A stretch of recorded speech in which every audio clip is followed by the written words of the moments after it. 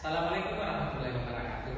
Nama saya Zidul. Kali ini saya akan mempresentasikan hasil karya penelitian ilmiah saya yang berjudul efektivitas vaksinasi pada pencegahan penyakit rabies di daerah endemik pada daerah provinsi Nusa Tenggara Timur. Penyakit rabies.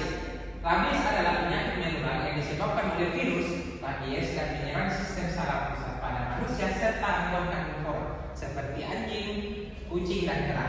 Penularan utama penyakit ini terjadi melalui gigitan atau cakaran hewan yang terinfeksi dan tingkat fatalitasnya sangat tinggi jika tidak segera ditangani. Di Indonesia, rabies masih menjadi masalah kesehatan yang serius, terutama di daerah endemik seperti Nusa Tenggara Timur. Situasi rabies di NTT. Yang pertama itu, rabies pertama kali ditemukan di Flores pada tahun 1997 akibat masuknya anjing ilegal dari daerah endemik lain. Yang kedua, daerah pantai lebih rentan karena pelabuhan tradisional yang sulit diawasi.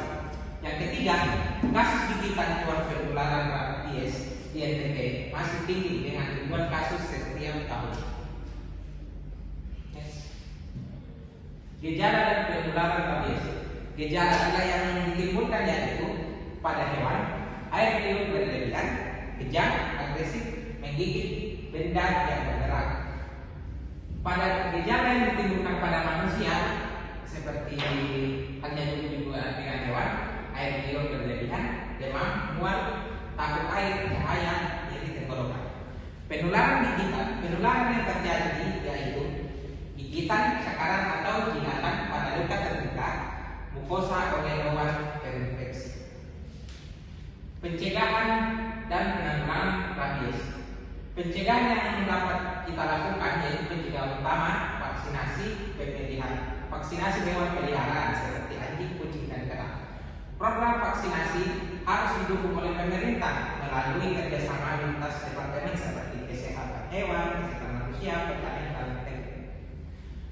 Target vaksinasi itu minimal 70% dari populasi hewan penularan rabies dalam radius 10 km dari lokasi kasus. Next. Efektivitas vaksinasi rabies. Yang pertama itu, vaksinasi membentuk imunitas efektif baik humoral maupun seluler. Yang kedua, semakin rutin vaksinasi, semakin banyak sel memori yang terbentuk. Yang ketiga itu, kendala yang di cakupan vaksinasi masih kurang karena kesadaran masyarakat yang rendah, akses vaksinasi terbatas. Yang keempat itu, penyebaran rabies cenderung meningkat jika vaksinasi tidak optimal. Next. Kesimpulan, rabies masih menjadi masalah ancaman serius di Nusa Tenggara Timur dan meskipun vaksinasi terbukti efektif dalam mencegah penularan rabies, cakupan serta akses vaksinasi di wilayah ini masih perlu ditingkatkan untuk mencapai pengendalian rabies yang lebih optimal.